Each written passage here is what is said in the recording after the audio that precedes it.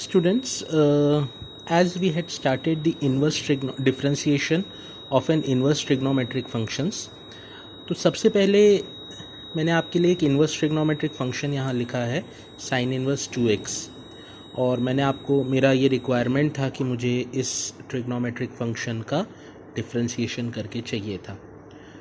सबसे पहला काम, अगर आपको फॉर्मूला याद है तो ये क्वेश्चन फॉर्मूले से तो बहुत जल्दी सॉल्व हो जाता है। मतलब जो sign inverse main inverse trigonometric function है उसके आगे जो ब्रैकेट में क्वांटिटी लिखी जाती है वो fx कहलाता है।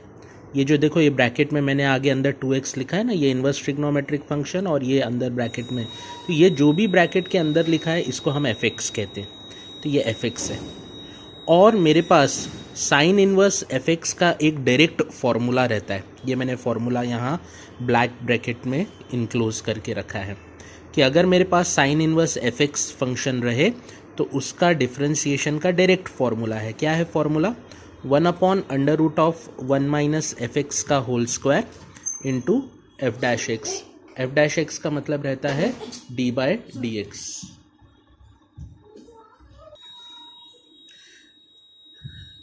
ये अगर ये फॉर्मूला याद है तो ये क्वेश्चन बहुत आसान हो जाता है। आप सीधा ये फॉर्मूला अप्लाई करके इस क्वेश्चन को सॉल्व कर सकते हैं। देखो मैंने साइन इन्वर्स fx का डिफरेंशिएशन का ये फॉर्मूला लिखा है 1/√1 माइनस fx का whole square into f dash x. f dash x का मतलब होता है d/dx ऑफ fx। तो मैंने सिर्फ ये फॉर्मूले में सब्सटीट्यूशन कर दिया। 1 माइनस fx का होल स्क्वायर था, मेरा fx 2x के बराबर था, तो देखो मैंने 1 माइनस 2x का होल स्क्वायर कर दिया, और यहाँ f डैश एक्स लिखा था तो d/dx ऑफ 2x कर दिया।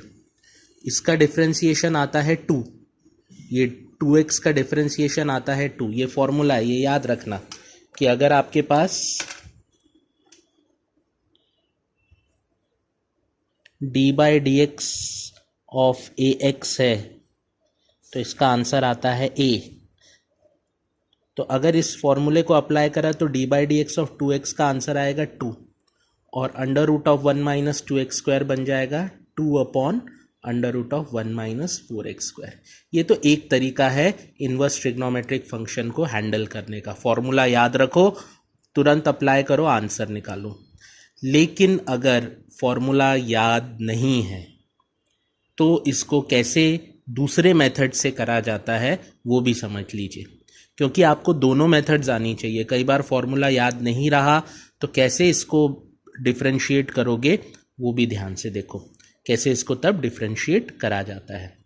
तो सबसे पहले आप इनर मोस्ट फंक्शन यानी fx को रिकॉग्नाइज करोगे, है ना। जैसे मेरे पास साइन इनवर्स 2x था तो इनर मोस्ट फंक्शन मेरा क्या था? 2x। जो भी इनर मोस्ट फंक्शन fx रहेगा उसको मैं कुछ एक नया वेरिएबल t मान लूँगा, है ना। देखो मैंने इनर मोस्ट फंक्शन को 2x को क्या अज्यूम कर लिया, ये अजम्पशन है ना, ये अजम्पशन है।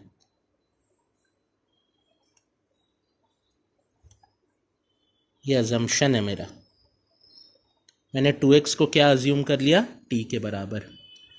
और अब मैं डिफरेंशिएशन, मतलब अब मेरा जो साइन इनवर्स 2x था वो दिखने लगा साइन इनवर्स t, क्योंकि मैंने fx को t माना है। अब मेरा जो साइन इनवर्स t दिख रहा है, सबसे पहले मैं जो डिफरेंशिएट करूँगा वो t के रिस्पेक्ट में करूँगा। हमेशा याद रखना, आपने जो वेरिएबल माना है fx को t के बराबर माना ना सबसे पहले, तो सबसे पहले t के रिस्पेक्ट में डिफरेंशिएशन होता है। इसलिए मैंने देखो यहाँ लिखा है dy/dt। मैंने यहाँ पे लिखा है dy/dt क्योंकि t के रिस्पेक्ट में डिफरेंशिएशन करना था।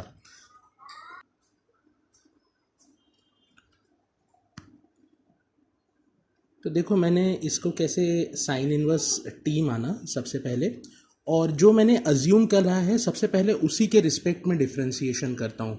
मैंने किसको अज्यूम करा है? fx को t माना है, तो y को t के रिस्पेक्ट में डिफरेंशिएट करूँगा। अगर मैं कुछ और माना, मैं बताऊंगा जब मैं ये जो सब्सटीट्यूशन हमने करा है ये और 3 केसेस का बन जाएगा। अभी तो एक ही बार आपने किसी चीज़ को t माना।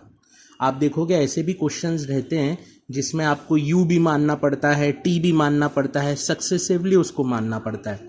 तो कैसे डिफ्रेंशिएशन करते हैं? तो फर्स्ट स्टेप आपने सिर्फ इस बार t ही माना, तो सबसे पहला स्टेप रहता है आप y को t के रिस्पेक्ट में करो। मतलब y जो अब साइन इनवर्स t दिख रहा है उसको t के रिस्पेक्ट में डिफ्रेंशिएशन करा तो आंसर आएगा 1/√1 - t²। संभाल के रखो इस रिजल्ट को, ये जो आ गया है dy/dt का रिजल्ट आ गया आपके पास। आपने अब क्या माना था? t को 2x माना था, तो अब t को x के रिस्पेक्ट में डिफ्रेंशिएट करो तो dt/dx बन जाएगा, t की वैल्यू 2x है तो d/dx ऑफ 2x, जिसका आंसर आएगा 2। अब जो dy/dx है आप उसको लिख सकते हो dy/dt इंटू dt/dx। तो dt और dt एक दूसरे को एक तरीके से कैंसल आउट कर रहे हैं तो dy/dx बनता है। तो dy/dt का आंसर लिखा मैंने 1/√1 - t² और dt/dx का आंसर लिखा 2। t की वैल्यू वापस सब्सटीट्यूट कर दी, t 2x के बराबर था तो ये बन गया 1/√1 - 2x का होल स्क्वायर इंटू 2। ये वही आंसर है जो कि पिछले पेज पे भी आया था। बस यहाँ फ़र्क ये है कि ये वाला डिफ्रेंशिएशन अगर मुझे फॉर्मूला याद है तो मैं इसको बहुत जल्दी निपटा देता हूँ, और अगर मुझे फॉर्मूला याद नहीं है तो ये प्रोसीजर थोड़ा सा लंबा हो जाता है, जैसे कि आपको अभी दिख रहा है। ये जो प्रोसीजर यहाँ मैंने करके रखा है this is quite a lengthy procedure, ये काफ़ी लंबा है साइज में, लेकिन ये बहुत एक इम्पॉर्टेंट मेथड है। इस मेथड को भी ध्यान रखना है, फॉर्मूला भी ध्यान रखना है, दोनों तरीके से डिफ्रेंशिएशन करते आना चाहिए।